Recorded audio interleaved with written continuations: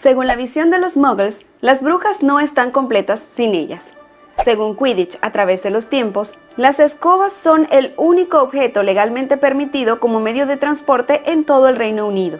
Las hay de todos los diseños, tamaños y velocidades, perfectas para adaptarse a la medida, gustos y el presupuesto de todos los magos y brujas. Pero ¿por qué decidieron adaptar un objeto tan cotidiano y ordinario como medio de transporte? Yo soy Samira Potter y hoy vamos a estar hablando sobre escobas voladoras. ¡Lumos! Se sabe que desde mucho antes de 1692, cuando finalmente se aprobó el Estatuto Internacional del Secreto, muchos magos y brujas ya escondían sus poderes de los Muggles. Lo hacían porque tenían miedo de que estos quisieran utilizar la magia a su favor.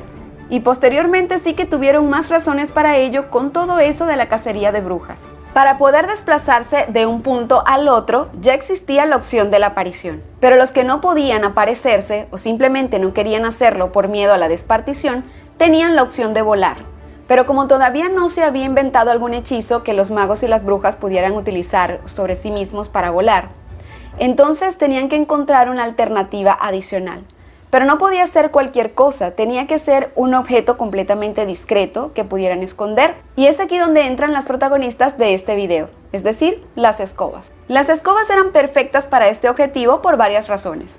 En primer lugar, eran objetos baratos, discretos, fáciles de transportar y de esconder. Existen registros que demuestran que en el año 962, los magos y brujas de Europa ya usaban escobas voladoras, pero la verdad es que eran muy precarias. Así que no tenían asiento ni nada parecido. Y esto queda confirmado en un manuscrito de 1107 de un mago escocés llamado Guthrie Lochire, que dijo que luego de un pequeño viaje de una ciudad a otra, había terminado con las posaderas llenas de astillas y las hemorroides inflamadas. Y en el Museo de Quidditch de Londres hay un ejemplar que ratifica las palabras del mago escocés. Recuerden que en ese entonces las escobas no estaban hechas para volar, sino para barrer. Así que este era un modelo bastante precario, hecho de una sola rama de fresno, sin barnizar y con varias ramitas de avellana atadas en el otro extremo. Los encantamientos que tiene para desplazarse también son bastante precarios. Solamente puede desplazarse hacia adelante, hacia atrás, subir y bajar, pero a una sola velocidad. Debemos tomar en consideración que como era todavía una idea muy nueva por aquellos años, las familias se fabricaban sus propias escobas. Aunque desde luego, con el tiempo hubo personas que fueron perfeccionando la técnica y se volvieron excelentes fabricando escobas. Ya para el siglo XII, los magos habían adoptado el trueque de servicio como un sistema económico, así que los más diestros fabricando escobas intercambiaban sus mejores ejemplares por cualquier cosa que necesitaran, como por ejemplo pociones. Gracias a algunos textos que se han encontrado, se tiene una noción de los juegos que practicaban los magos, y les sorprenderá saber que no era precisamente el Quidditch. Existe una pintura fechada en 1105 que muestra las escenas de un juego parecido al Quidditch, pero con muchas variantes. Se trata de un juego alemán llamado Stickstock, el cual consiste en un poste de 6 metros de alto coronado por una vejiga de dragón inflamada. En este poste de 6 metros estaba atado por la cintura un guardián o una guardiana, el cual tenía la responsabilidad de defender la vejiga de los otros jugadores que intentaban acercarse para pincharla con la punta de su escoba. Para defender la vejiga, el guardián tenía permitido usar su varita mágica, y el juego terminaba cuando la vejiga finalmente era reventada, cuando el guardián anulaba a sus adversarios mediante sus hechizos o cuando estos caían agotados. Pero este juego desapareció del panorama deportivo en el siglo XIV. Ya para el siglo XIX, el diseño de las escobas había mejorado considerablemente, sobre todo después de que Elliot Smallwood inventara el hechizo del almohadón en 1820. Pero a pesar de que esto le otorgó una gran comodidad a las escobas, todavía eran difíciles de controlar a gran altura y además no eran muy rápidas. Por ejemplo, la Oxford 79.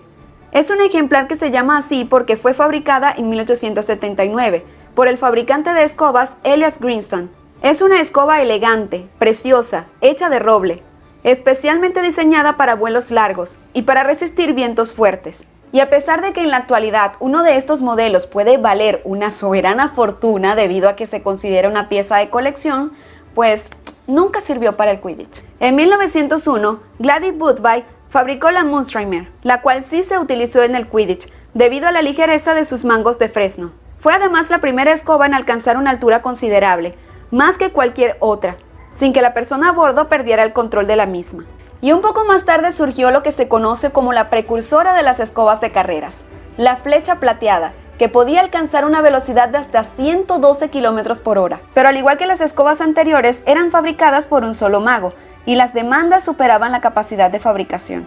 En 1926 vino un gran adelanto para el mundo del deporte. ¿Por qué? Porque los hermanos Bill, Bob y Barnabite Ollerton fundaron la Cleanswick Broom Company en 1926. Esta compañía comenzó a fabricar las escobas masivamente. La Barredora 1 fue el primer ejemplar, y en ese entonces se comercializó como una escoba hecha especialmente para el deporte. La Comet Threading Company sacó al mercado la Cometa 140, cuyo hechizo de freno patentado benefició a muchos jugadores. Pero en 1967, el mundo de las escobas se revolucionó con la aparición de la Number Racing Broom Company, cuya primera escoba fue la Nimbus 1000, que ya alcanzaba velocidades de hasta 160 km por hora y podía girar 360 grados. Por supuesto, esto hizo que se convirtiera en la favorita de los jugadores de Quidditch. Pero los modelos que vinieron después fueron mucho más eficientes y valorados, como la Nimbus 2000, 2001 y por supuesto la saeta de fuego. Como pueden ver, las escobas evolucionaron considerablemente desde la fabricación casera de los primeros ejemplares.